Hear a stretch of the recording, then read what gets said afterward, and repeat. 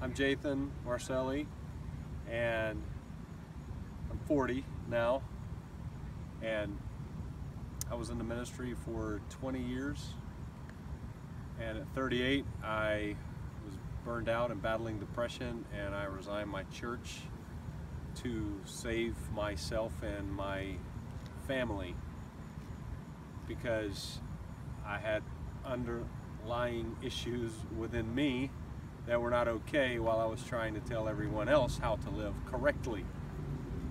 And it wasn't fun to admit that, but I was more terrified of messing up my family. And so I resigned my church, and I took a long walk into the darkness and faced all of my own demons and came out changed, and it changed my life and saved my family. And I think we all have a shadow self in there hiding, even pastors and teachers, which I'm a teacher too, figure that out. So whatever yours might be, life might find you where you have to muster the courage to go face yours. Do it. There's going to be a payoff.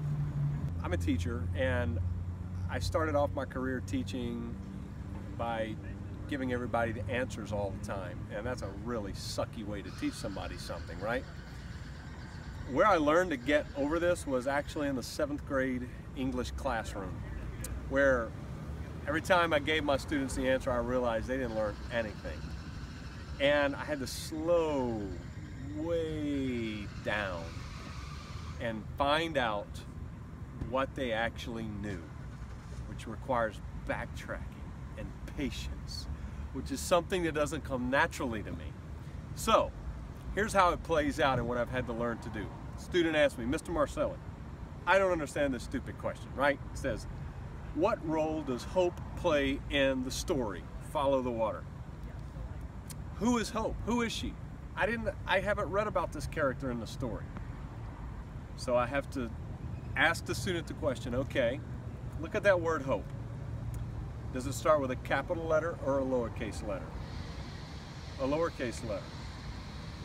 Oh, hope is not a person. It's the noun hope. Oh, okay. All right, so good.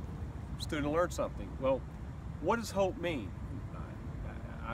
I don't know. It means you got a chance. Yeah, perfect, it does. You got a chance, good.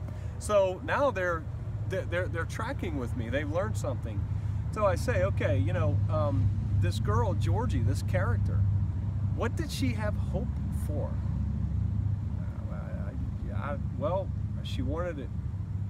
She wanted to go back to see her grandmother on Earth, and her grandmother was dying, and she might not make it in time from Mars back to Earth, but if she left now, even though her legs would be damaged because of the gravity, she might get to spend a week with her grandmother before she died. So I say, okay, well, what role did that hope play in the story? Oh, it motivated her to actually find the courage to go back to Earth. Yeah. See what you knew? That's how we learn, by teachers slowing down. And that's what good teachers are made of. I hope I am one.